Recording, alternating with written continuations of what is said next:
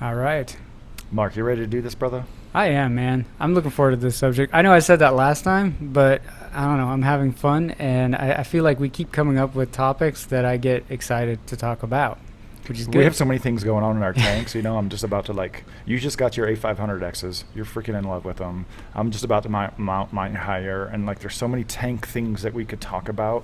But more than any other topic, I feel like this is such an important one to air out, and that's talking about the flaws in our imperfect reef tanks. I don't know why I've been so excited to talk about how much my tanks suck. They don't suck, but they're not perfect. Yeah. I've almost never had a perfect reef tank. Yeah, I feel like people used to talk more about their problems so that they could crowdsource how to fix them. Obviously, that still happens on forums, but now you also have like these experts and celebrity reef keepers, and I think they start to paint this picture of like this, that they don't have the same challenges as everybody else.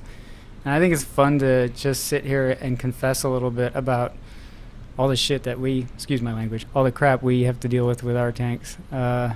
And that it's just a constant journey, right? It's a constant struggle.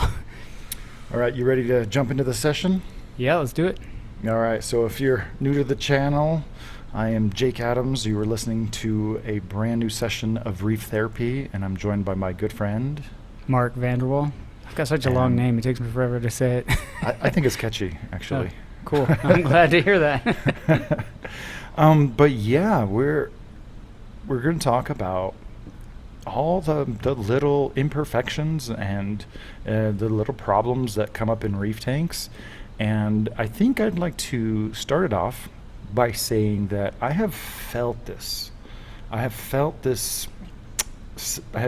grown the sentiment around social media, Facebook, Instagram, whatever your flavor is, that there's a lot of dishonesty, a lot more than other hobbies or pastimes when it comes to reef tanks, because you're not going to get the likes if you show a tank with algae. If you confess to I got a little cyno in the corner, or my fish has a little bit of ick once in a while.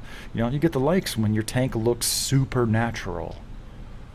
And this is a feeling that I've been growing inside of me for a long time, but it was actually maybe earlier this year I came across an article by Reef Builders UK editor Jeremy Gay, who back in 2019 he drew a really great analogy between the current state of presentation of reef aquariums on social media and beauty magazine covers, right? Because those are all fake, right? There's all airbrushing and photoshopping and makeup and supermodels, and our reef tanks they're just not that way, man. They're just not that way. Yeah, I mean, there's a lot of good documentaries on social media now that I think a lot of the topics you can apply to reef keeping, especially since a lot of our online consumption of the hobby now is through Facebook and Instagram, right? And I think everyone can relate that when things like Facebook and stuff first started, people would post their ups and downs on it because also the number of friends you would have was much smaller. Your reach, wasn't really that big. But over time, people started to always present this perfect side of themselves and don't take pictures of the bad times. But the effect was that everyone's watching you on social media and they think your life is perfect, and then they start to feel bad about their own life because their own life isn't as perfect as the one of you always on the beach or whatever. And we all know now that is not truth. That's not an accurate representation of that person's life, right? I'm not convinced that we all know. Maybe we consciously know, but our subconscious still. I had to unfollow several coral vendors who made me feel shitty about my reef tanks because they had such, optimized camera settings on in their photographs, and they were taking pictures with like a yellow orange fish. They're under blue light, and I'm like, man, those colors are freaking crazy. Wow, like every time I'd be like, oh my god. And then even though I know this, like I have to remind myself of this, that what I'm seeing is highly manipulated presentation of reef tanks and aquarium corals. And when I walk over my corals, set the light to the blue, put on some orange glasses, whoa, you know, my corals look amazing. They look incredible. Yeah. But when we see these pictures over and over, even if we instinctively know that those are highly manicured presentations of corals and reef tanks, man, it starts to sink in. And there's several, you know, social media accounts that I had to unfollow because they made me feel bad about my reef tanks, even though I know all this stuff. Well, what was the quote in that article about beauty magazines? Little girls should not read beauty magazines. No, something about don't read beauty magazines because they'll only make you feel ugly. Yeah. Yeah. This was really an issue with self-esteem regarding, you know, younger girls that were growing up and seeing these images of, you know, idealized beauty standards. And there is a one-to-one translation from beauty magazines and self-esteem of, you know, the body image, and today with social media and your self-esteem and your enjoyment of your own reef tank.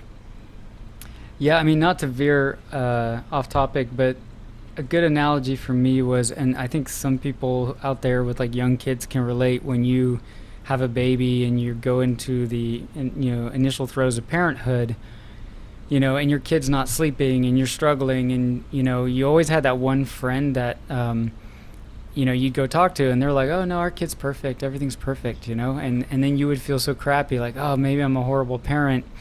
And then there would be cracks in the veneer where all of a sudden it's like, oh, I'm sorry, I was cranky, I didn't get much sleep last night. Oh, why not? You know, and then you start to realize, like, some people are not into airing their dirty laundry, and so it's like almost not even on Pinterest or social media or Instagram. It's like even in person, some people, like, this is how they function, is they always put their best out there, right? Mm-hmm. And for someone like me who fake likes it till you make it. Yeah, and for me, like, I like to vent about, you know, hey man, I'm really struggling, because that's what friends are for, right? But I feel like it's the same in the reef keeping now, especially when most of your interactions with other hobbyists is online, right? It's not so much in person, at least not for me as much anymore. Right. And yeah, I get it, man. I had that feeling just this week where I was on Instagram, and it's like all these close-up shots of these perfect little beautiful corals that have crazy names, and every photo is like a photo shoot of the reef tank. You know, it's not just somebody pulling out an iPhone and taking a quick picture of their tank, and you start to have doubt about your own tank, or, you know, questioning, you know, what are they doing? What are their tips and tricks? Like, and you start to hammer these people. You see these comments like, well, what are you doing? What do you feed your corals? And yeah, it can be discouraging, I think. I've been creating original reef aquarium content, I mean, since I was in college. So, like, let's just call it 15 years. I've been professional at Reef Builders since 2008. And it's actually really natural to want to clean the glass and scrape out some algae and present the aquarium as nicely as it can, right? Like, I don't want to crystallize a moment and my aquarium's looking mediocre. I want to show, you know, I want to put the best foot forward. But more recently, I've really become cognizant of this, you know, dichotomy between trying to present the tank as beautiful as possible, so if people are inspired and people say, wow, Jake, your tank looks so great, but I'm making more concerted efforts to actually show mostly in my videos, like, hey, you know what, I got some Aptasia over here, I got a little bit of Valonia, I got a little bit of algae. It's not the end of the world. Yeah, I think too, the other side of it is that we always latch onto these reef keeping demagogues, right? These experts over time, and those have come and gone. I mean, you and I have seen our fair share of them. And the other side of the coin is, like, as soon as somebody is considered some expert and a go-to person, I also think a lot of those people back off on airing their own dirty laundry, right, or their own problems, because they're out there giving advice to people, and they don't want to come off as like, oh well, I got ick in my tank, and but it's the other, it's like two extremes, right? Because I don't want to trust somebody who's going to give me advice when I don't have any concrete evidence that they're keeping a reef tank. And we had those type of personalities in the hobby quite a bit too, where you got these people giving advice to everybody, and yet I've never seen a picture of their reef tank, but somehow we all declared that person to be expert and deserving of attention. But on the flip side, if I do see pictures of your tank, it's I do like those experts that talk about failure, right, and talk about experiments that have gone wrong, more so than somebody that's just always preaching and never talks about the things that are wrong with their own tank either. I'll confess, I'll talk to you about having some issues and experiencing some losses, but my way of coping with setbacks in my aquariums is to bury that like a man. Put it in the box. Don't mention it. Just move on. Not act like it never happened, like internally, like I learned from the experience. But it's painful to talk about the fish that I've lost, or the corals that I've had issues with. But yeah, I have a small list of like almost every problem and issue that people think are the end of their reef tank, and that they're not. So do you have any that you want to start with? Yeah, sure. For me, I think this one's on the top of your list too, but so for me, the big ones are obviously fish diseases and algae management. Let's take those one at a time. Sure. Let's talk Pick about one. probably one of the biggest in the reef aquarium hobby, and I would say that's cyanobacteria. Yeah. Okay. I think that people who have never gone diving on a reef don't realize that there's always some place on the reef where detritus builds up, kind of concentrating nutrients in one spot, and there's little patches of cyano. Yeah, it's always funny to see those turfs. They're almost a little more turfy at times too. They'll get thick and become kind of a biofilm, and they might have filaments kind of coming off, but I have never lost a coral to cyano.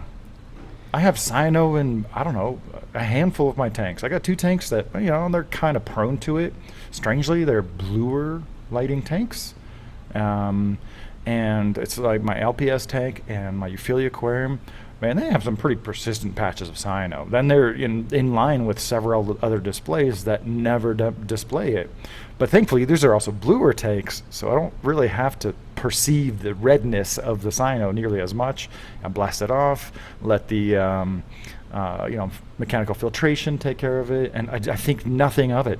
I don't think I would ever use a cyanobacteria treatment on an aquarium ever again. So I'm going to disagree with you on that one. Yeah. So I have used cyano treatments in the past, only when it's gotten. So I've had it go out of control a few times. Where describe what that's like, out of control. To the point what that was the it's, metric where you're like, okay, I need to do something? To the point that it's not only coating the sand, but the rocks, and you're starting to choke out some of your corals. That has happened to me a few times when my, I guess you could say, just my water quality and my nutrients were so out of whack, right? That usually when I've been neglectful and let my nutrients bottom out. But your mileage might vary, but so don't heed my advice. But I just never had a bad experience with like a chemicaline. Sure. No, me neither. For me, it's just a treatment to get rid of a cyano that I find annoying. It's not the end of the world that I have cyano, but I'll do it, and then it's gone. I had a time in my reef keeping tenure that it would always show up in like the spring, and it was almost like when I would open up the windows and I think I think I brought this up years ago where I was convinced that it was a result of just spring, like something in the air or whatever. I think a lot of reefers would resonate with that statement.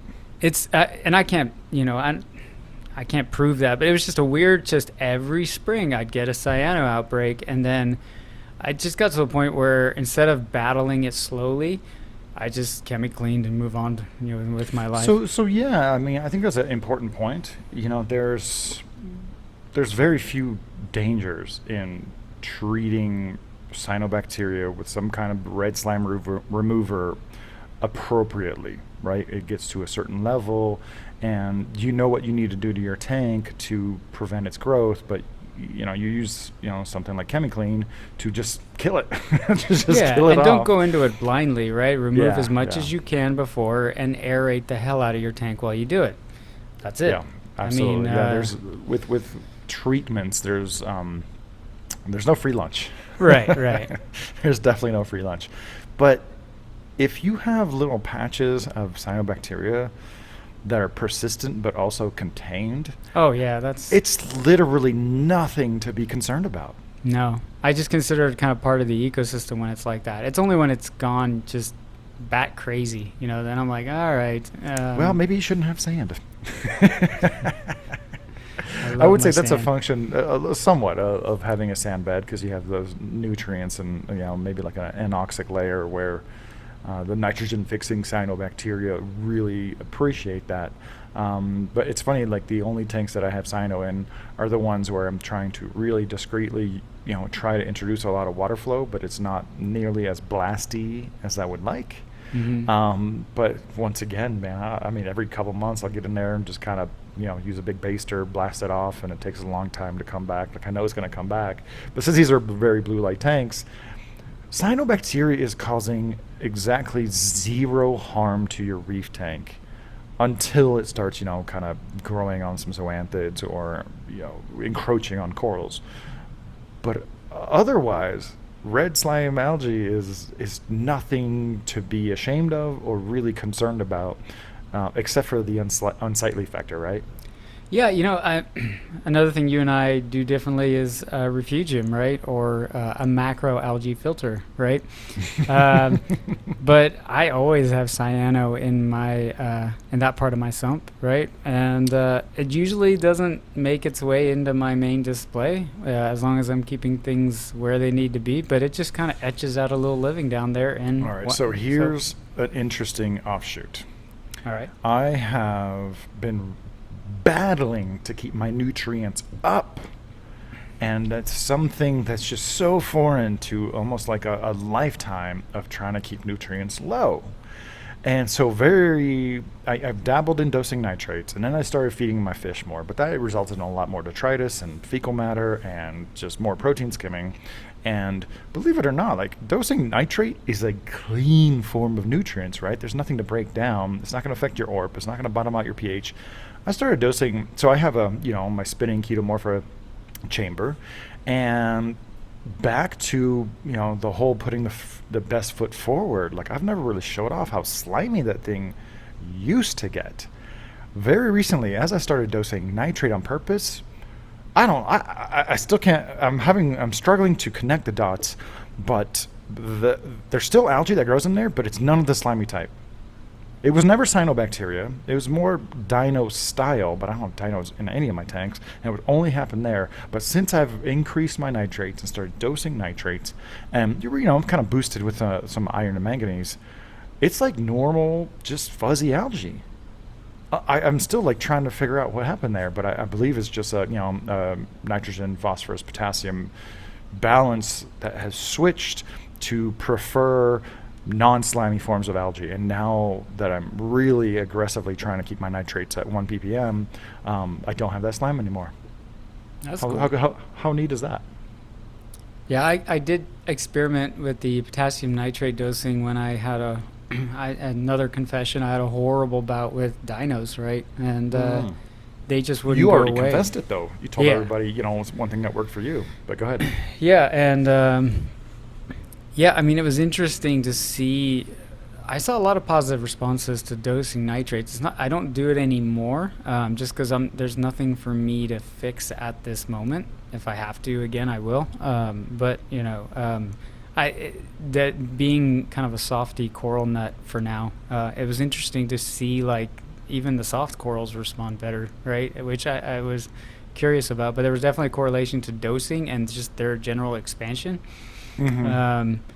But yeah, for me, it's the one mystery I can't figure out, and I probably wouldn't be able to replicate it, and somebody's listening here won't be able to replicate it and think I'm full of it, but keeping my tank at 82 degrees has somehow made it very inhospitable for cyano and dinos to go nuts.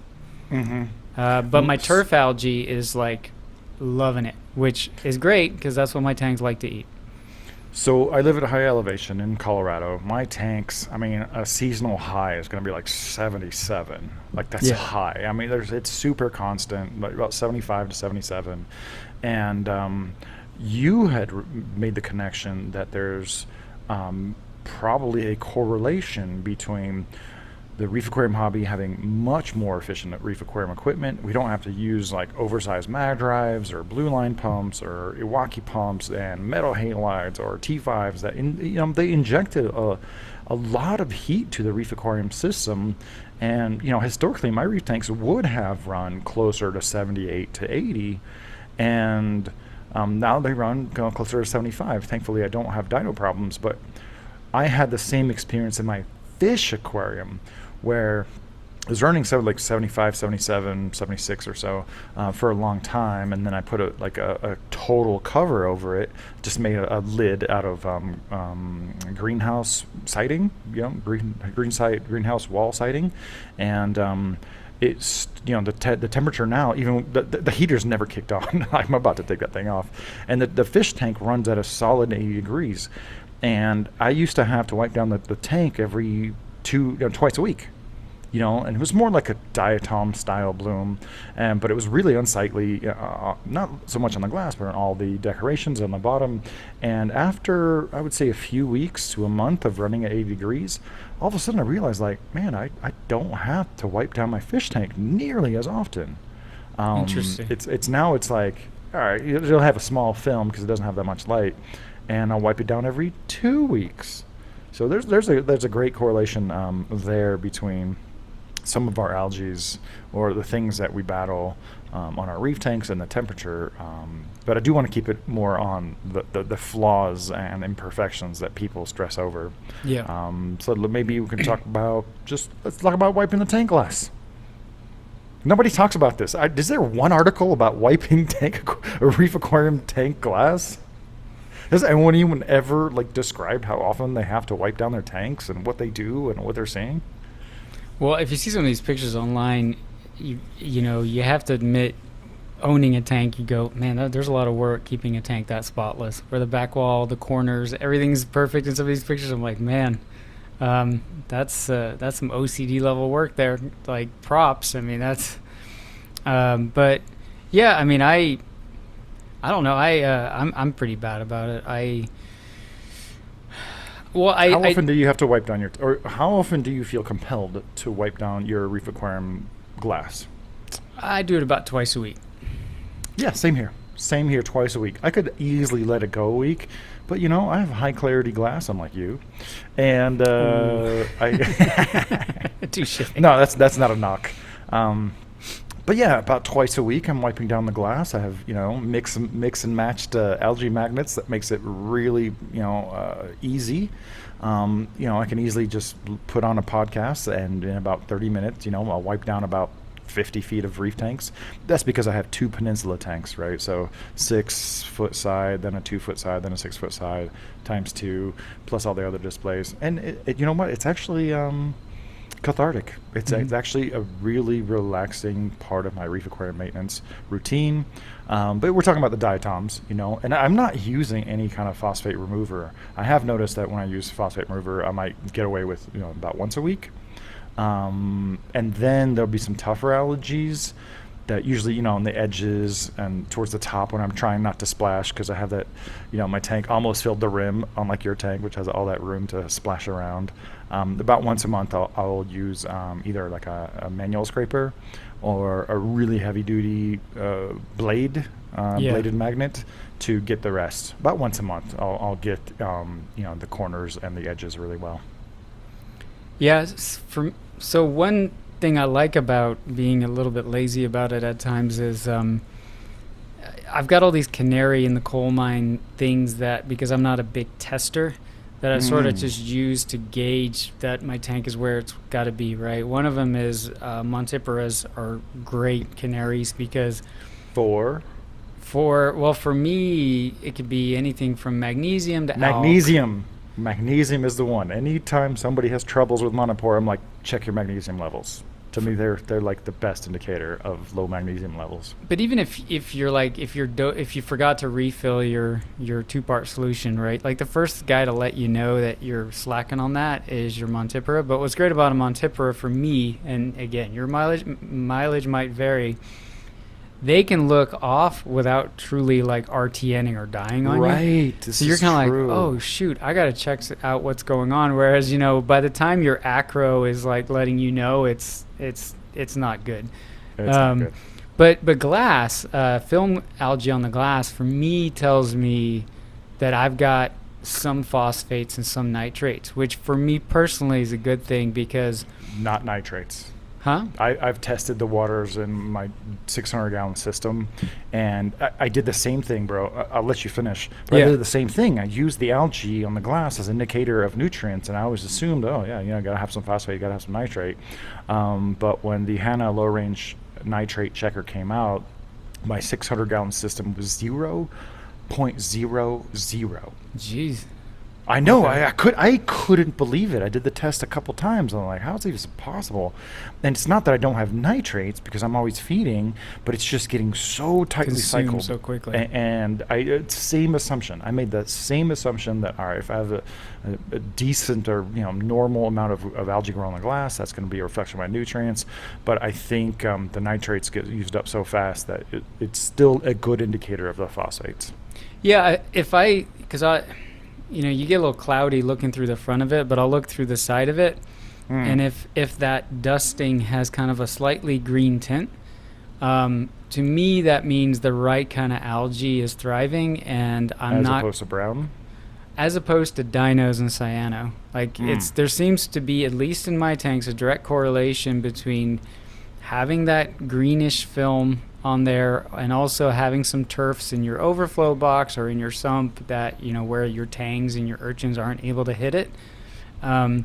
If I see those things growing, then I'm like, okay, this tank is geared to give those type of algae the competitive advantage versus the ones that love the primordial soup that loves when all your nitrate phosphate levels are bottomed out and out of whack. So yeah, and that's just me. I think if you try to eliminate algae, algae elimination is not a thing. It isn't.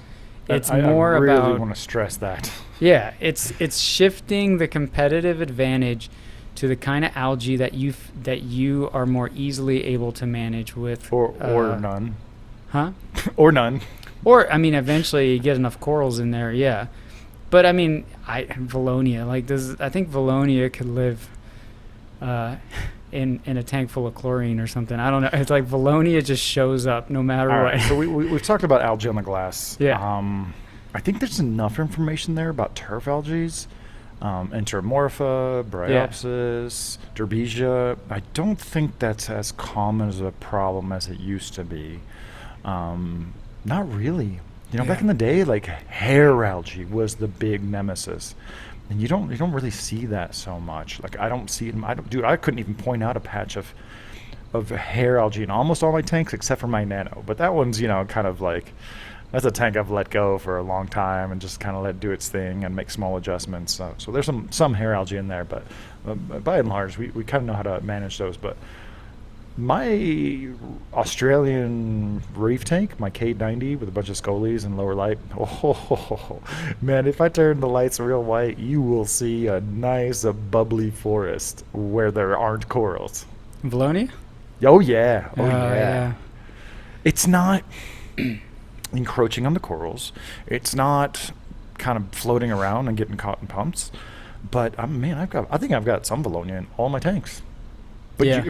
but you know, the one place that I really have to manage it is the comb going into my overflows. Yeah. And the back of the overflow box, which are covered to prevent lighting, somehow there's just enough that leaks into them that I have to kind of go back there and like remove some bigger chunks. So it's funny, some of my displays, oh yeah, you'll never see some Valonia, but I can point them out.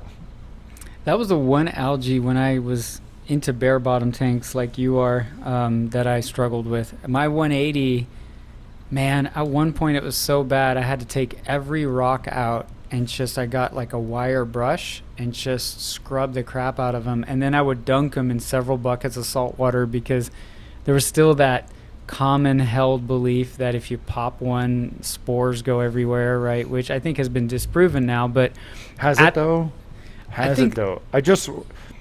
I want to use a thought experiment for this. What do you think an emerald crab does when it's eating bubble algae? It's literally popping it. Right. It's literally popping the bubble algae. I've overheard this in reef stores. People are like, oh, don't pop the bubble algae. I'm like, do you realize like one Valonia bubble is probably filled with like thousands of spores? Nothing you do in terms of like popping the Valonia is going to make it worse. No, I read Ever. that they did an experiment and they started evaluating. I'll dig it up for you if I can All right, find well, it. somebody. Again. Yeah, and they brought up that the contents there were no spores in the majority of the Valonia, right? And so, yeah. So, but anyway, at that time, that was a common held belief. So I'm like flushing these rocks in multiple buckets before it went back in the tank. But I got the idea that is a clean water, will grow anywhere kind of algae. Like it's a slow grower, right? So it's not desperate for nutrients like a turf algae would be. But yeah, it's funny. I really struggled with that algae during the bare bottom days. I guess because, the environment wasn't really suited for some of the other more detritus-ridden problem algae. So it was like, hey, I'm the top dog now, right? This environment's, I don't have to compete with all these faster growing things. But yeah, that thing is, when they get, it's weird, but now it's manageable again. Like now in my tank, I've got a few here and there, but I'm not urgently trying to pop them. But man, I had it just blow up on me where it was just clusters of it everywhere. And I think that's the takeaway message about Valonia is that it will flare. Yeah. But it's not going to just keep growing on top of itself into spires unless you really do something wrong. But like I don't know, maybe like every 6 weeks or something, I'll, manually remove some of the bigger chunks from the Australian style reef tank with all my scolies and bubble corals. And I've got a few emerald crabs in there, who are helping to keep them at bay. And sometimes you can see that it's kind of dying, and other times, usually after a water change, which you think would make the nutrients actually better, after a water change and an injection of new trace elements and stuff, that's when it seems to like it a little bit more. Have you tried Razor or something like that? I have tried Razor. But I got some really valuable corals in that tank and some not replaceable corals. Yes. So in some other tanks I've used Razor a little bit more cavalier, and it just eradicated Valonia and hair algae, and just we've talked about this in the past, just like reset the rock to the point where it just looked like so freaking new. Like really, really cool stuff. I think we need to know and understand the product that's inside of it a little bit more. Yeah, that makes sense. I mean, those aren't cheap corals you got in there. Yeah. So I've used it in my Nano, and I've used it in some other displays. And if you wanted to take a slower approach to setting up a reef tank, so not like a one-day reef tank, that I'm not promoting, I'm just saying it's possible. I think a really awesome approach would be to set up your rock, make sure it's got some infusion of life, and before you add corals, just get a little heavy-handed with a product like Brightwell Razor, and just reset your rock so it's super clean, and then start injecting the corals or inserting the corals, because Valonia can't come out of nowhere, right? If you don't introduce it, you will never have it. And so that's one thing I'm really looking forward to in the future, regarding all these pests and parasites and algae that we're about to talk about, is like, if we could get some tissue cultured corals, bro, oh my God, I am so jealous of Freshwater Planet Aquarium folks who have a wide selection of tissue cultured plants that have zero pests or algae. That's a tricky one for me, because I definitely subscribe to the juju that, the rock that some of these corals come in on is what helps seed the tank, but it's also going to potentially seed it with things you don't want. It's a catch-22. Yeah, but I usually, I'll err on the benefits outweigh the con kind of thing. But yeah, and I mean, that sort of rolls into disease management with me, where I have done so many radical things to try to keep disease, fish like parasites out of my tank, and then still ended up with them, that eventually I just kind of got, the way people talk about ick management, I kind of feel like a lot of pests, it's just pest management. You just kind of, you learn to live with Valonia, and other things, and it's just not the end of the world. And I just want everyone listening or watching out there to know that, man, if you got a little patch of cyano or a little bit of Valonia in one spot, or small little tufts of hair algae, like, until it's causing a noticeable harm to your reef tank, like, observe it, be cognizant that it's there, but don't overreact. Like, you're probably going to do more harm by inappropriately using some of these eradication solutions than by simply, either manually removing the little bits that build up, or just leaving it alone. You might find that it just doesn't go anywhere. It doesn't go, grow and spread from that spot. Yeah, and I think sometimes when it comes to things like pests, it's just, if it gets out of control, like, just be less lazy. I mean, who is it? Joe Yaulo? Is that how you say his last name? Like Lars lazy ass reefer syndrome, right? Like, Yep. It's like, I want to completely eradicate this thing. It's like, or if like once a week you go in and poke a few bubbles and scrub the rock here and there, and it's part of your reef therapy, man. Part of just you interacting with your reef tank, like, just do it. That's probably the prescription for most folk is take a measured approach. So just get yourself a piece of airline, or it's just kind of thinner tubing, remove some of it. Don't worry about popping bubbles. That is just not a thing. And if your corals look good, like, that's the focus, right? Don't focus on the 2% or 5% of your reef tank that you think is detracting from your enjoyment, and focus on the 95% of the corals and fish that are doing excellent. Yeah, when somebody's like, what organism can I buy to graze this algae that my fish won't eat? It's like, who makes a perfect grazer is you, right? Like, your hands and some tools. And oh my God, is that a legendary quote from Mark Vanderwall? You know what makes a perfect grazer is you. Well, because you're not picky, right? You'll remove the algae. You'll remove cyano. It's like, well, what eats cyano? It's like, well, or what? It's like, well, you're not going to eat it, but you can remove it. You can be the omnivore in the tank that doesn't care and just pull all that crap out. If you want that flawless looking reef tank, bro, like, I have a few different types of dental picks. So some are sharp and some are flat edged for removing stuff. I got bristle brushes for the combs in my overflow box. Battle corals. They package a really tough but like narrow brush that is awesome for cleaning certain things, especially frag plugs. So that's the other thing that, like, it can be part of your regular reef aquarium maintenance routine. Like, if you really need to make this become that universal grazer, like, these tools will also really help with the process. Yeah.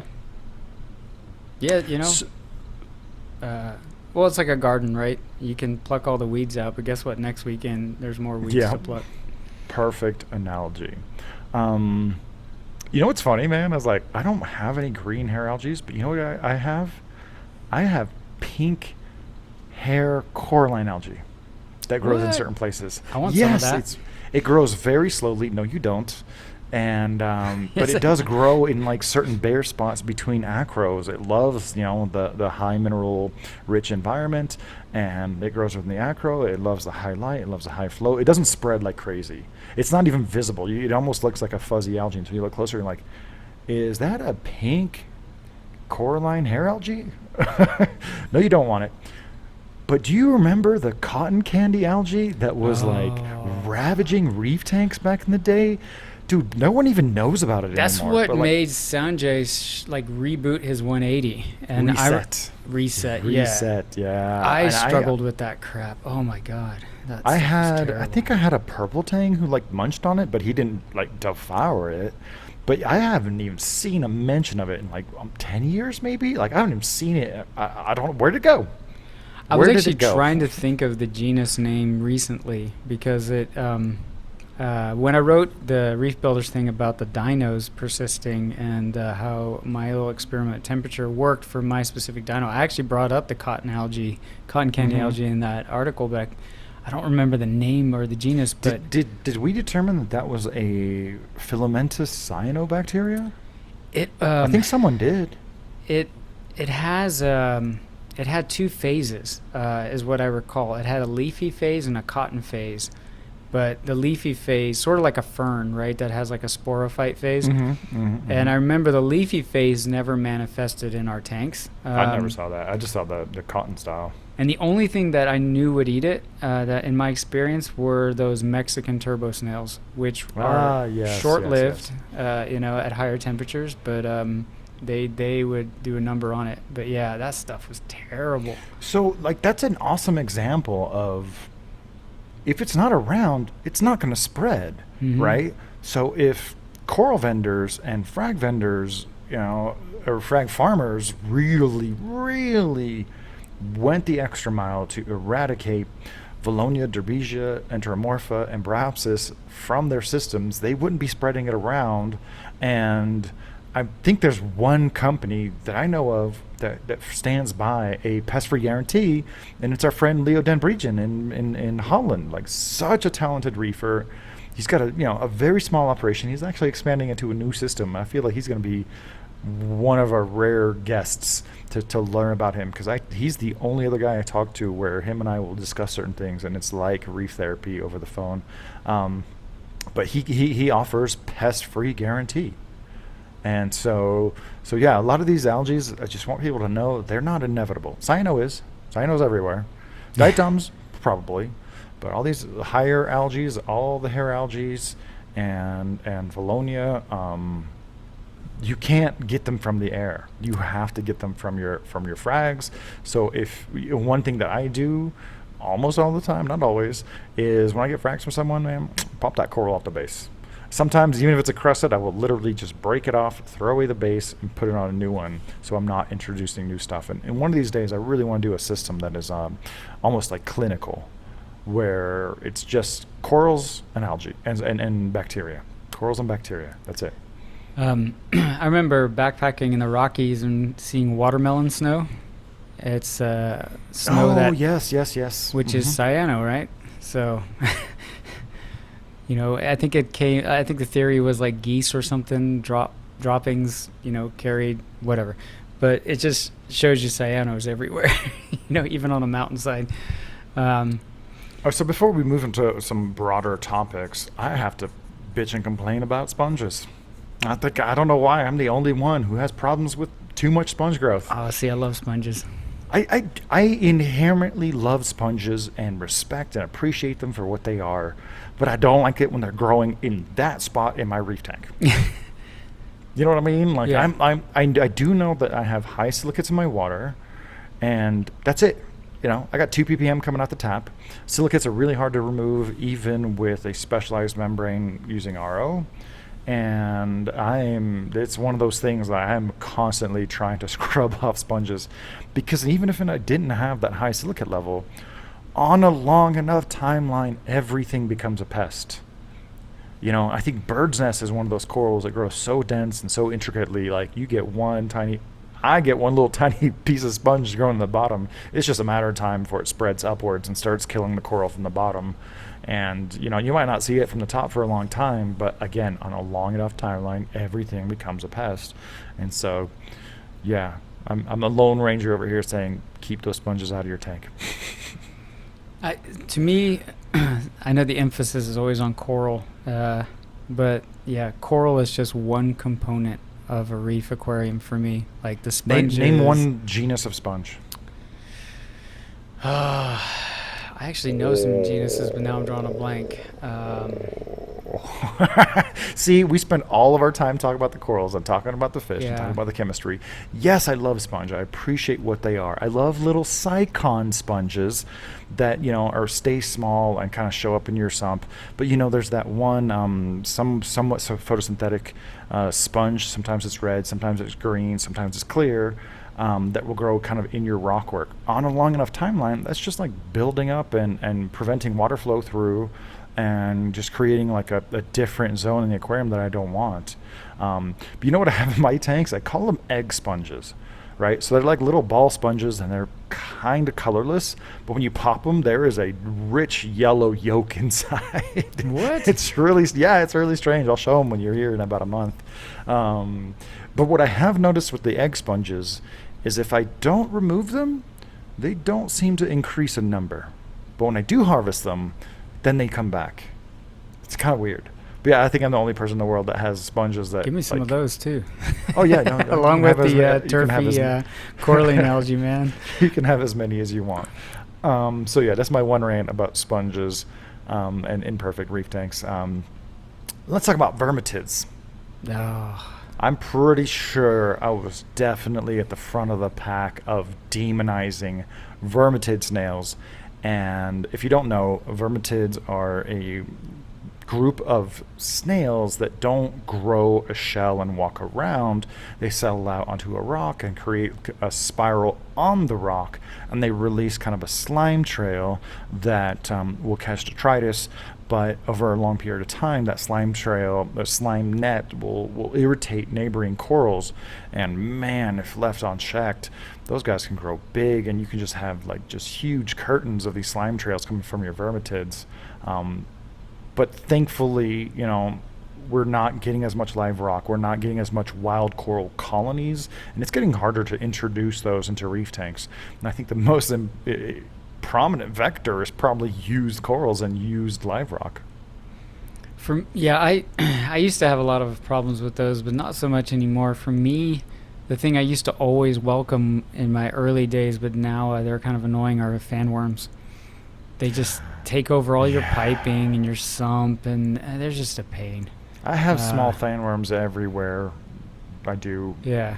I did introduce a copper band into my SPS system, and I'm like, oh man, this guy's going to have a feast. Eating Aptasia, eating fan worms, popping a couple little bristle worms and ragworms. Oh my God. It's funny how copper bands are promoted mostly for Aptasia eradication, but I don't need to eradicate all the ragworms or spaghetti worms. I don't need to eradicate all the fan worms, but just keeping the population numbers down with a copper band. Oh my God, dude. You know what? It's funny, dude. I have been keeping reef tanks for about 25 years. This is the first copper band I've ever owned. I've never had one. See, there's some of these super common fish out there that I'm just like, no, I don't want a problem child that's going to be picky to feed when it gets bigger. But my wife brought home a copper band that was really heavily infested with lymphocystis. I'm like, man, that ain't even a thing. We'll get him some clean water and a lot of water flow and, you know, a good menu to graze on. Oh, hi, Carbon. And he'll do really good. I just got to add, I love that your black cat is named Carbon. Yes, that was not by accident. No, I figured. Vermitids is one of those things like, it's probably going to become part of history as we could become more aware. The last few times I've been in reef stores, I have overheard people literally asking for bumblebee snails to supposedly eradicate them or eat them. I don't know if that's confirmed. Well, now But there's like these super tiny ones that are, because I was always used to the ones that were like a 1/4 inch where you could actually see. or bigger. Yeah, and now they've got these ones that are super thin and wiry, and like you cut yourself on them. And I've always had those. I'm not sure if that's actually a vermitid. yeah, those. They're so small, I haven't really examined them. Yeah. But yes, they poke your hands and cause a little bit of bleeding. And Those I have things them all suck, over the yeah. place. Yeah, for me, the calcareous fan worms, it's like you start to have to work on your plumbing, or you pull a pump out and it just cuts you or scratches you. It's just they're a bit of a nuisance. But you know what's weird is I had aptasia in the early days, but I Here we have go. not Here we not go. had an aptasia anemone, knock on wood, in any of my reefs for. Oh, you lucky. I don't know, I gotta say like more than a decade. I don't remember the last time. And it's not like I'm being real anal about inspecting things. I just Mm-hmm. and I even, started my Red Sea tank with a bunch of Tampa Bay saltwater rock, which, should be like a guaranteed aptasia and mantis shrimp hell, right? Mm. I did have a mantis shrimp, but no aptasia. It's weird. Maybe I got something that eats I them. Or, have, I would say, 0 aptasia in 2 of my tanks. And then kind of manageable amounts of aptasia in the rest of them. And that's my fault because, building out the studio, I've been acquiring a lot of corals, both wild, farmed, and used. And as much as I try to really go after all of them, it's really hard. It's really hard. The biggest complaint, back to the pest-free thing, is I'll get some frags from. I've ordered frags from almost everybody this year, but most of them, you take that frag and you just leave it alone without any grazers or dedicated predators. Sure enough, Valonia, hair algae, and little tiny aptasia will pop out of the super porous frag plugs. I feel like that's one of the biggest vectors, and I think it's really not fair to consumers that they should expect these things to come out of, almost they're invisible when you get them, and then you just let them sit for a second, and everybody's managing it. No one's eradicating it, and therefore no one's offering this, pest-free guarantee like Leo is. So yeah, aptasia is one of those things like, yeah, sure, I got a few here and there, but I'm always managing it. well, With, that I brings up wish the I could. I have a question. couple tanks where they're eradicated. I never have to think about it. Yeah. That's awesome. It's awesome in my tanks where I don't have it. If I had one reef tank, oh yeah, for sure, I would have 0 aptasia. I think that also boils down to how many coral sellers are actually captively propagating versus being a chop shop, right? I think if you're truly captively propagating, then you can do some bio-isolation over time and offer... Bio-isolation? Dude, who do you think these coral farmers are, bro? That's what I'm saying. They're not even trying, is what I'm saying. Well, but I think if you're truly in the business of growing out corals and the frags are based off of your growing efforts, that would be easy to do. But if you're just bringing in a bunch of maricultured colonies and chopping them up, how do you avoid the pests at that point, right? But I mean, I feel the same way about fish, but yet I also understand fish are a lot of them are obviously wild caught, so that becomes tricky. Now you're expecting the dealer to treat these fish and medicate them and stuff like that. But I feel like we got to figure that out somehow, because I think the expectation of spending hundreds of dollars on a fish and knowing that it's probably going to come in with some flukes. Like, flukes are out of control, from what I hear these days. They've gotten worse. They've gotten worse. And that bugs me. Like, I don't know. Like, it's Let's a product, tie it up right? on the aptasia Sure. and Mahanos, and then we'll dive into a little bit more of like the fish-related problems, because I have a little bit of all these things that we're talking about, except Mahano. Dude, I haven't seen a Mahano in Me my neither. tanks in fucking forever. Bristle yeah. worms. I don't have aptasia, but man, I seem to be an expert at farming bristle worms. And you're going to bring up my sand bed again, I know. Or I don't really have a sand bed. But You have a sand layer, I have a layer of large millimeter substrate. ornamental sand. I've crushed coral. That's another thing, dude. Bristle worms. I haven't thought about bristle worms since I was a teenager when people were promoting getting arrow crabs to eat them. Like, it's not. It doesn't even register for me when I have bristle worms. I could run around and like find some bristle worms for you, but that's not even a pest. Like to me, if you have a bunch of bristle worms, yeah, you're probably feeding too much, or you're not cycling your nutrients as well. But what do you think is contributing to your higher population of bristle worms? Probably food. A little bit of food, a little bit of just, having that substrate, right? Having places for them to hide, because I certainly have fish that are predators for them. But, I don't necessarily think you can eradicate them with a predator if they've got places to hide, right? So, Do you know that bristle worms are the most abundant phylum of marine life on a coral reef? really? Oh yeah, I don't remember the exact number, but it's something astounding. Like a cubic meter of reef substrate has something like 10,000 bristle worms. Jeez. A 3 by 3 by 3 foot section of reef has something in the order of 10,000 annelids. So not just bristle worms, but all the segmented polychaetes. Crazy, Yeah. but it makes sense, and it's like. If you have a condition where you actually have a lot of bristle worms like yours, if your tank, if you could Thanos snap your bristle worms away, what would happen? I don't know. I mean, there's no way for me to prove it, but I think they make a valuable addition to the cleanup crew. It's Absolutely. and they elastically scale up and down in population based on Absolutely. your feeding. If you right? Thanos snapped all your bristle worms away, you would have so much uneaten food, which would result in a lot more cyanobacteria probably. The decomposition thereof would depress your pH, not to mention just create kind of a hyper-organic condition.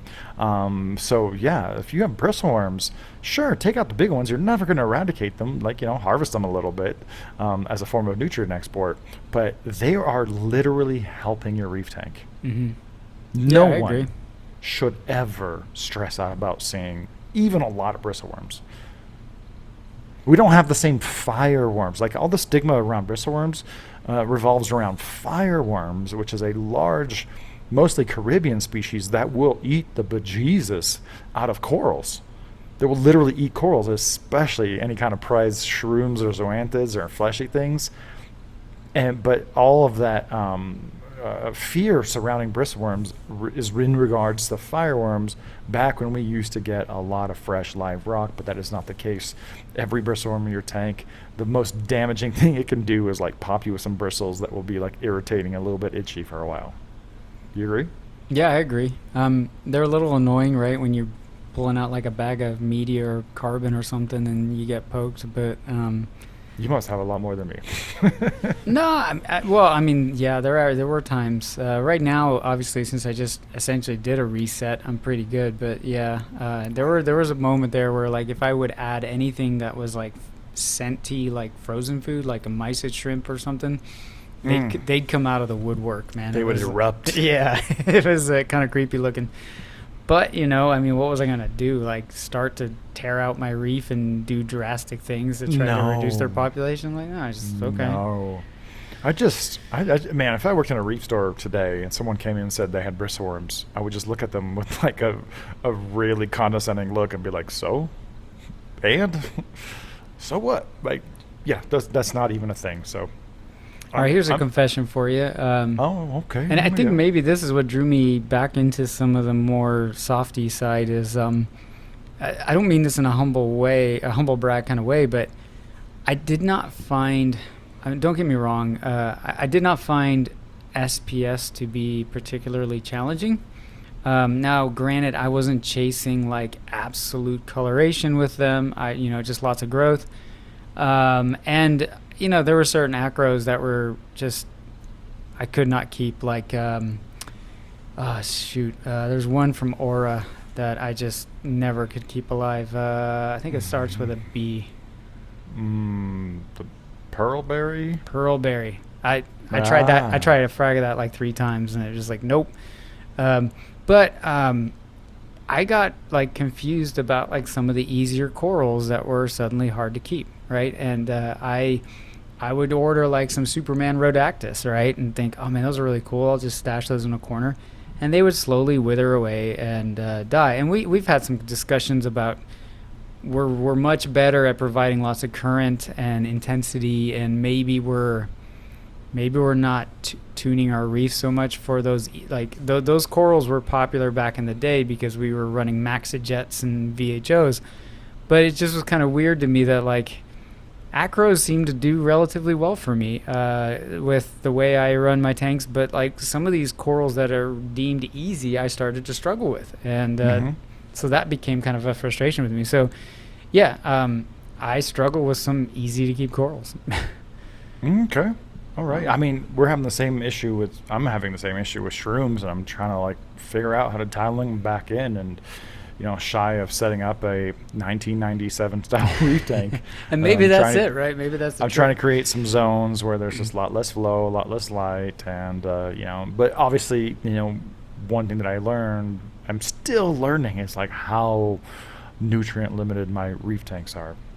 All right, well, let's stick to some more wrinkles and zits of our reef tank. And I think the biggest one that most people struggle with in an average reef tank is going to be ick. Yeah. Raise your hand if you got ick in some of your tanks. Raise your hand if it's a problem. Nah, it's not a problem. What's funny is, I'm all bare bottom, and I really feel like that contributes to my management of ick, but that's even like overstating the issue. Like I don't even see ick. It'll show up for like 2 days, and it's always the same fish. I'm sure you can guess: powder blue tangs and regal blue tangs. So I got 2 peninsula tanks, and very recently I found a really good, nice used regal blue tang, and then another used yellow belly regal blue tang. The yellow belly that went into my 5-foot Montipora dominated aquarium, no problem. The blue one that went to the 6-foot water box peninsula, oh yeah.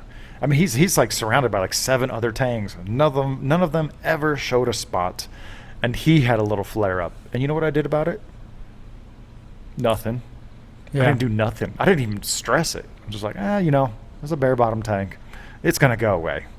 It's gonna go away. And you know what? I'll see it again once in a while. I'll see like 2 ick spots, and it just won't be a thing. But you have ick. Tell me about how you feel about your low-level simmering ick. Yeah, so I'll keep it short, but I tried to go the ick-free tank route. So I once had long ago, I'd say 15 years ago, I finally had a really bad run-in with ick where it just was nuking my fish. So I took all my fish out, I treated them, and then I left my tank fallow for 76 plus days. Ooh, that's a really long time. Yeah. So, and then I put the fish back in, and everything was fine for a while. And then it was time to add a cleanup crew. So I ordered some snails, and this wasn't like a month later where you could say, oh, some dormant ick. Well, I mean, like a year went by. Let's just say a year of just no ick. Life was good. I quarantined every fish that went in. I didn't really, I mean, you know me, I don't buy a lot of corals. I kind of hit a finite amount and then I just let it grow. Mm-hmm. But yeah, so there was a direct correlation to adding that cleanup crew. And then it was like, well, if you look at the life cycle of ick, there's a dormant phase, and it could be either in the water inside the snail shell, it could be on the snail shell itself and as a tomont. And then it happened to me again before the MACNA in Fort Lauderdale. Mm-hmm. And our buddy Vincent came to stay with me, and I was so excited to have a coral farmer from Bali, Indonesia, to come and stay with me. And I was like, check out my fallow fishless reef, because I've got all my fish in 40-gallon breeder tanks in the basement. And it was like, that's not how you want to show off your reef keeping skills to a coral farmer from Indonesia, right? But he was a nice guy, and and so I went fallow again, and this was again a separate incident, and I put the fish back in, and again I added a coral. And just literally after that coral was introduced, which was way later from the fallow period, I had ick again. And I thought, well, shoot. So I drew the conclusion that I would have to quarantine, or I would have to have a fishless coral invert tank, which I do now. I actually do. But it's just there's no way around it, you know? I mean, so now my new tank that I just set up, I noticed my flame angel has a few spots. Every other fish is fine, and he's eating, and the next day the ick is gone, and a few days later a few more spots show up. But, you know, he's also kind of pissed off because I added a second flame angel. And they're different sexes, right? One's a male, one's a female. I'm hoping to have a pair, but so obviously I added a stressor event. Not to mention I switched tanks, right? I swapped out reef tanks. So so now I kind of view quarantining both my corals and fish as keeping the majority of the pests out, but ick isn't really on my radar. I treat for it in quarantine, Right. but I'm more paranoid about things like velvet, right? Yeah. Those are they will just spread like wildfire and cause some serious damage. I got some tuberculosis recently, and I did a prophylactic treatment of just general antibiotics, and then I added them to the long-term quarantine system, and one of them wasn't super happy, so he went back in a hospital tank. But I do feel like there's two different approaches to ick in a reef tank. Either you have a condition where you're going to have a low level, not even infestation, just a low level presence of cryptocaryon irritants in your reef tank, and it really won't even be a problem. It's definitely exacerbated by regal blue tangs and powder blue tangs. I don't know what it is about those fish, those super fine scales, man. They're just like a breeding ground. But I feel strongly, and I mean, dozen years of experience of bare bottom, that's like I've never really had to remove a fish that had some kind of ick in a tank that was bare bottom. There's no place for the spores to complete the life cycle. Yes, they're always going to find some spots here and there in your rockwork or coral or crevice or in your piping, but it's just not enough to get to a lethal version. I also think, yeah, go ahead. But if you have a maybe like a more contemporary reef tank setup, man, please freaking don't try any of these so-called reef-safe ick treatments. Just skip to the end where you pull your fish out and put them in a tank where, you know, with some hospitalization and some copper for a few weeks to a month, and just skip to that end part, and you're going to be just fine.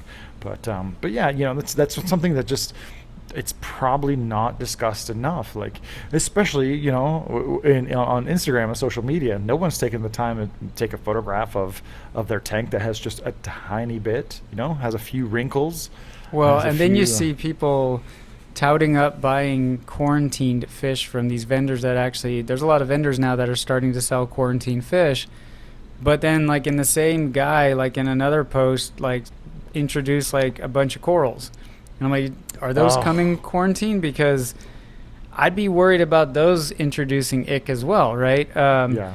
And so it's like, and don't get me wrong. I mean, I think like in my case, I'll treat the fish, because if I'm going to introduce him into a tank that has low level grade ick in it, I'd rather him be fattened up from quarantine, no gill flukes and intestinal worms. Like, I'd rather him just deal with the ick, but he's in top shape for it, right? It's kind of like somebody that exercises is going to fight a cold better or something. That's a great aspect to managing a low level, you know, ick presence in your reef tank. It really depends on the condition of your fish. If you have a stress fish or fish that are fighting, or a fish that's getting picked on, it's just not going to be able to deal with, you know, even low levels of ick versus a fish that's really healthy and thick and conditioned to eat, you know, aquarium foods. I also think mature tanks, I think there's a correlation that ick slowly goes from being an epidemic to fizzling out and maybe popping up when there's like a stressful event. Part of it is I don't think it doing like dozens and dozens of life cycles in your tank is sustainable. But I also think that over time, as your tank matures and your rocks, your substrate, your corals grow in, there's a lot of myofauna growing. And hey, ick is food, man. it's plankton in a sense, right? It's a ciliate swimming That's an around. awesome point, because there is probably a lot of competition with ictomonts in your reef system that just has never really been fleshed out and characterized in a reef aquarium setup. I So think, that yeah. probably really has a huge effect on whether you're going to have a low level ick presence or like an ick outbreak that you really have to do something about. Yeah, and that's why you got your new tank, new rock, a few corals in there, and you have an ick wipeout. But then 3 years later, you got a bunch of corals grown in, and then all of a sudden the ick fizzles, right? And I've heard a lot of folks online say that too, where it's like, hey, man, my tank's 10 years old. I can add an ick-ridden fish into my tank, and it just goes away. And I sort of feel like, well, yeah, there's some immunity, but there's also just there's some predators, right? There's a lot of little mouths that are going to go after those free swimming ciliated parasites. So I think the last common blemish of reef tanks is what I would say are flatworms. Mm. You know, and I would divide these into two types. You got your red planaria that might grow around, and man, I've dealt with them in the past and tried to treat for them.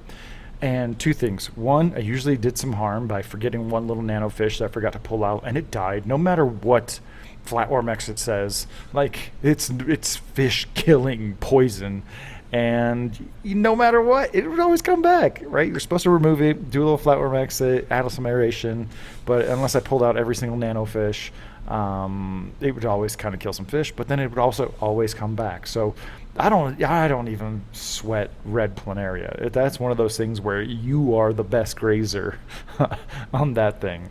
What are your experiences with red planaria?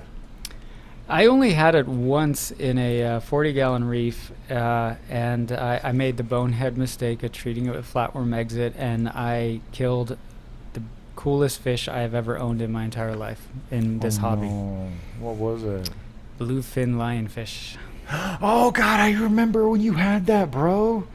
Oh, what is that? Parapterus Heterura or something like that. Yeah. Yes, I remember when you first got that fish. Scott Michael had kind of deified that fish for us in a couple of articles, and you're like, all right, this is a really cool lionfish.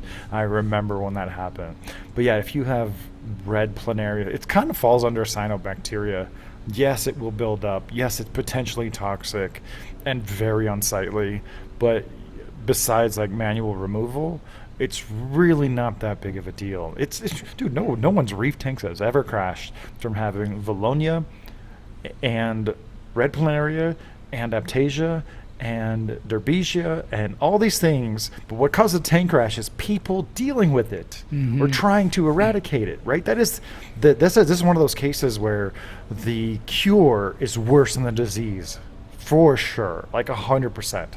Yeah, I agree. I did everything right. I siphoned out as many as I could, and I should have removed the fish, but yeah, that was, I should have just lived with it, and done exactly what you said.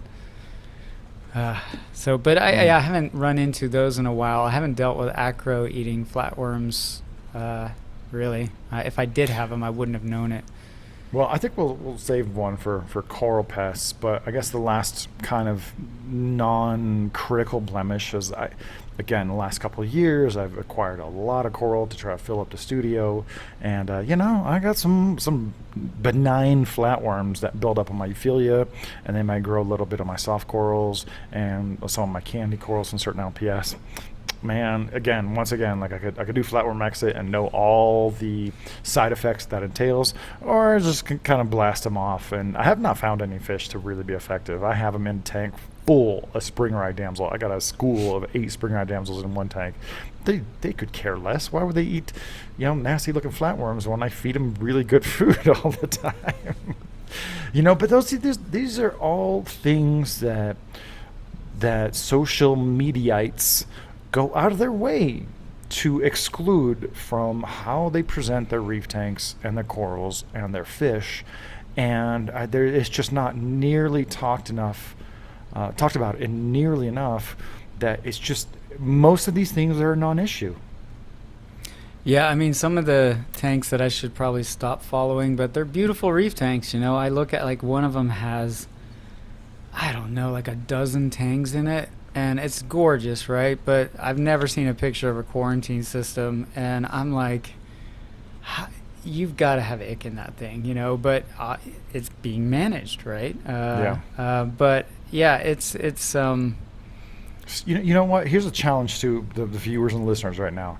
I challenge someone to start up a Reef Aquarium account just showing off coral diseases, Reef Aquarium pests, and, sick fish. or like a hashtag on Instagram that is like, hey, let's all share our underbellies, like let's come up with it right now. Reef Aquarium blemishes. Yeah, there you go. Reef flaws. Yeah. Hashtag reefing drawbacks. I don't know. Somebody come up with it, because I would really follow that, because I really feel, especially with the newer reefers who haven't been doing it for that long, they are primarily consuming social content, which is all very curated and highly optimized with flattering colors and conditions. And man, to be honest, the best thing I can tell people to increase the enjoyment of your reef tank is stop Facebook. Don't follow any Facebook accounts. Don't follow any Instagram accounts. It's a lot harder to really skew things in video. So I think video is by definition just a lot harder to fib. But yeah, if you want to feel better about your reef tanks, just stop looking at these highly curated images of corals and reef tanks that will just make you feel bad about what your tank looks like. Exactly like beauty magazine covers, currently, and stretching back to the 90s. Yeah, I think remember, it's about the journey. And if this if becoming a reef keeping expert meant you never had to deal with algae problems or parasites, cyano, ever again, then it'd be a pretty boring hobby, right? But if you have somebody who wrote a book or whatever that you worship, odds are they're still dealing with cyano on occasion, right? I have a little bit of everything we talked about. Yeah. I don't have Mahanos. I don't have Vermitids. But I got a little bit of ick here and there. I got a little bit of cyano here and there. I got a little bit of Valonia kicking around. And, if you look at my reef tank, it's not going to be in your face, but I can point it out. And just because you have it, it really doesn't affect the long-term success and enjoyment of your reef tank unless you make it. Well, and one way to look at it is I think that's why I'm still in this hobby, right? I go through these weird moments where I'll set up a freshwater planet tank. And I don't go crazy with it, but I literally do hit a level of homeostasis with it where then I'm like, all right, well, there's nothing to do. The plants are growing, I got to trim them, the fish are fine, and I get bored, right? Whereas with reef keeping, there's always a little battle I got to deal with. I still have to get in there every once in a while and tinker, and that's what keeps it fun. So it is so satisfying to overcome some of these things. Oh yeah. When you go from having an aquarium with so much aptasia that you don't feel comfortable putting corals anywhere because they're going to get stung, to the point where you can barely even find any, man, that is such an awesome triumph, and that really makes it rewarding. I'm not trying to glorify these reef aquarium problems and issues, but you're totally right. If you have a laboratory grade samples of freshwater plants or aquarium corals, which don't exist, it would just be a little bit so turnkey that you don't have that triumphant feeling when you overcome some of these challenges. So I just really want, what I want? I want not only the people who are listening and watching Reef Therapy to know that there is no such thing yet as a flawless reef aquarium. We all have crow's feet and wrinkles and zits and their aquarium equivalents. And yeah, it's that's not true. Mm-hmm. All right, you want me? Can I pull out a 20-year-old memento for you? Ooh, okay, yeah, show me. Oh, wait, you were there? No, I wasn't there. You were there. Yeah, I was there. So for those of you just listening on the podcast, I am holding up the entire program for MACNA 2000. I was working in Atlanta, And Did this I is bring all that back to you? that Mark brought back to me for MACNA 12, the Nice. 12th Annual Marine Aquarium Conference of North America. I'm going to look over the speakers. We got Walter 80, Bruce I watched Carlson, that talk. I watched the that man. talk. Yeah. Yehuda Benyahu, he's a soft coral expert. Kelly Jedlicki, all I remember is her like grinding teeth on pufferfish. Mike Paletta, still around. Peter Wilkins, RIP. Martin Moe, the Godfather. Cindy Hunter, Dr. Ron Shimek, Ruth Francis Lloyd, and Vincent Dufour. So yeah, this is the entire program. It's like a little booklet, but it just kind of shows just how far the reef aquarium hobby has come. And in the back, you can see the schedule, you can see travel information, you can reserve like conference and banquet tickets. And that's back in the day where if you lined up at the end of the show, you might get some VHS tapes of some talks. Later on, that progressed to DVDs of certain presentations, but now it's MACNA talks are still online. I just thought it'd be a fun little memento because we talked about that, I think, on Reef Therapy session, the pilot. Yeah. So session number 0, and I was looking for this and I found it.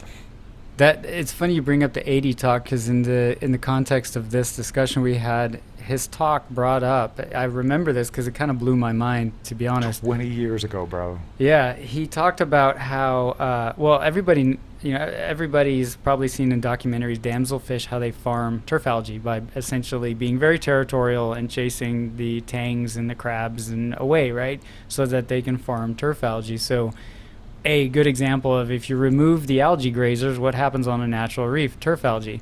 And he talked about an experiment where they sectioned off a reef and basically created a barrier to keep herbivores out. And guess what took over the corals? Algae.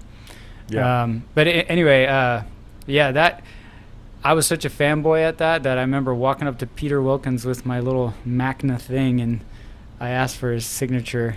For those who don't know who Peter Wilkins is, he's like the godfather of reef keeping. He inspired a lot of the people who inspired us. Yeah. Yeah, simply put. Anything else you want to say about our imperfect reef tanks? No, I hope people get what we were trying to say is that it's. I think what I forgot to mention is I want people who are listening and watching not only to realize that there is almost no such thing as a flawless reef tanks. I want them to kind of spread the word, and that, more than anything, more than sharing your reef therapy on your favorite podcatcher or sharing sessions of reef therapy on YouTube, I want you to spread the gospel that reef tanks are inherently imperfect. You're always going to have some low level of algae or unwanted critters or low levels of certain fish diseases, and you should not overreact and you should not think less of your reef tank because of it. I have virtually all of these things present in my reef tanks. My corals are fine, my fish are fine, they're very well represented. And just things like bristle worms and a little aptasia here and there. It's just not the end of the world. Well, and it's cool if you really look at it from a positive angle, right? You introduce all of these organisms, even organisms that you can't even see with the human eye, that are going to hitchhike, right? And then you provide reef-like. I say that carefully, but you provide conditions of reef-like situation with flow and the right elements, and your water chemistry is good, your lighting's great. And then these things are going to compete, and they're going to turf it out, right? They're going to be like, they're all. That's what nature does, and it's fascinating. And then you have to kind of be the one that tweaks it in the direction that is aesthetically pleasing to you, or the outcome that you're looking for, and that's not always going to go your way. Yeah, for sure. Some people want to have a flawless experience, and for sure, absolutely, I would love it if I never experienced some of these things. But overcoming these challenges is part of what makes the reef aquarium hobby so rewarding. Agreed. Yeah, I think that's a good point. Good spot to end this session of Reef Therapy. Man, I can't believe we've had 13 sessions so far, although this is number 12 because I'm counting the pilot.